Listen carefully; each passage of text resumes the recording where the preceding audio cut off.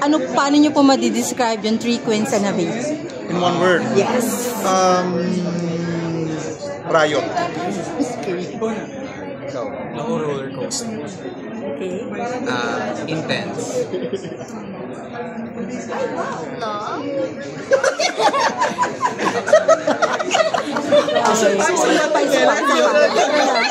Sorry, I cannot.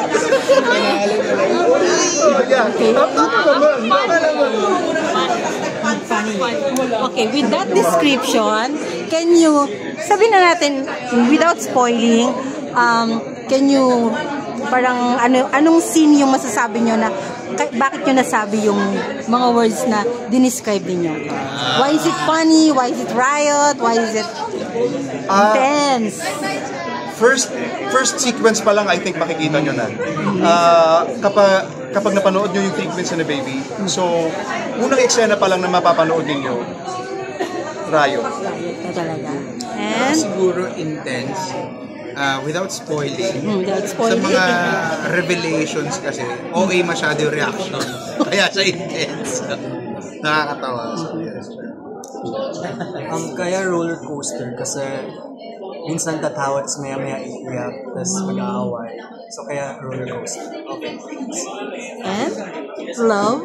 Love because stories about the love between the three queens. Yeah, correct. Ako naman po, funny kasi kahit dramatic yung scene, meron ka pa rin tawang makukuha from it. So, yun. I think every episode, hahalakak ka sa tawa. My next question naman is, since kayo yung parang sabihin natin, the pioneer dito sa microdrama na series, how does it feel na kayo yung unang mga artists, celebrities na performing for this? For Signal Play, Yes. yes.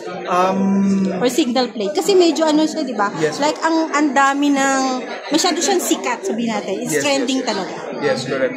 Of course, I'm very honored. For sure kaming lahat naman na mapili ng Signal Play para gumanap sa isa sa mga first projects nila. Honored ako sa tiwala na binigay sa amin ng mga bosses. And I'll forever be grateful. Ano nga ba yung question? Sorry, nagbalikan tayo. I love it.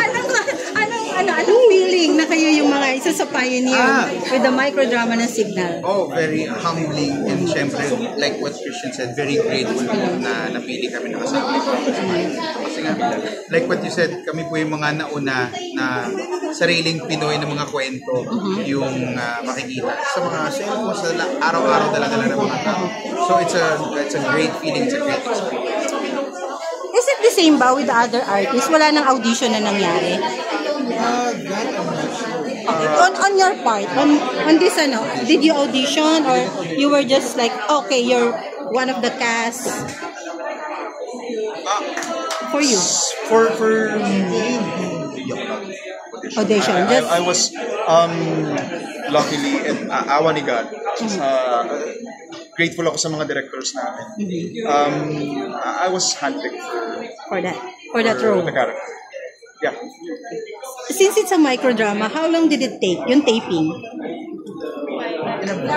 5 days. Kasi paikli yan eh. I think the others are like 3 days. Sa inyo, it took 5 days. 5 days. Kasi, makeup ang kasi. yung preparation pagdating sa makeup. Girl, ano masasabi mo kay Christian? Kuya Christian is such a nice, generous person.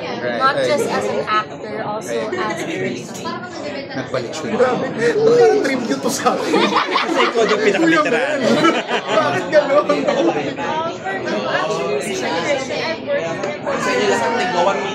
So, ang sina po namin, we had 2 scenes na together.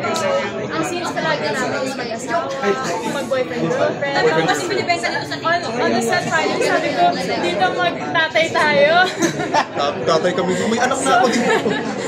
So, for Actually, working with Christian, so I mean, I really love working with him po talaga kasi sabi nga po siya na he's very generous. Mararamdaman mo po talaga sa kanya yung bilis ng character. So, for me, kailangan galingan ko rin. Kailangan hahanapin rin yung bilis ng character. And ayun, very giving po talaga siya yung madadala ka sa Salamat. Thank you. Last po, ano po yung realization mo being an LGBT? Yung as a character. As a character. Marami po sa tayo nag-aampo na Yes. Hindi masusukat ng gender ang kapasidad mong magmahal bilang isang pamilya. Yeah, dami ko pang gusto sabihin pero yun lang yun. Thank you, Christian. Question.